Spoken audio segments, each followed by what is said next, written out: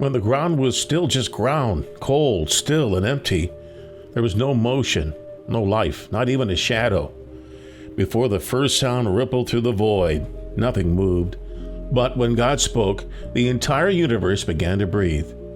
Until at last, he bent down gently and breathed his breath into the nostrils of the lifeless human. And in that moment, dust became life. The silence of the cosmos was softened by the faint rhythm of a beating heart. Those eyes slowly opened, not only into physical life, but into a spiritual awakening. God did not simply shape us from dust.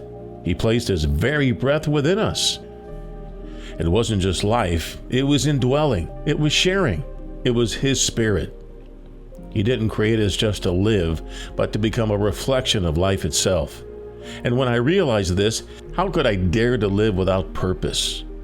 Inside me, there's something from heaven, a breath that is more than survival. It is existence with intention, a life God deeply meant to be. And once again, the question echoes in my heart, if a part of him lives in me, how could I ever walk far from him? But not everyone feels this breath. Many live as though the dust was never touched by life.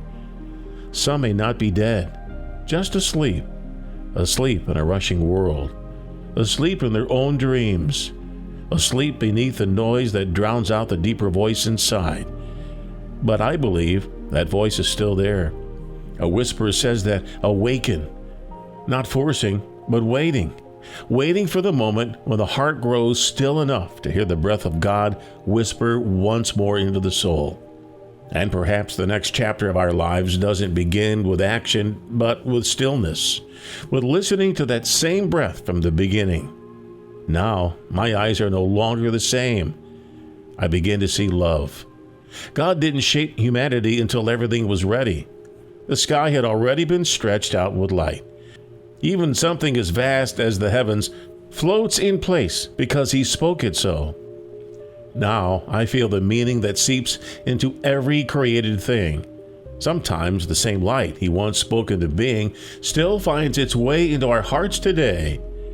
Even the ground was embraced by water and wind. As if lifeless things come alive when surrounded by the breath of God, in that emptiness, the earth remained silent. But water and wind were promises, whispering, life is about to begin here. God created the world not just to be beautiful, but so that we could live, breathe, and hope. Like parents preparing everything for a child who was yet to open their eyes to the world, so too, God prepared the world for us, with a love that never needed conditions.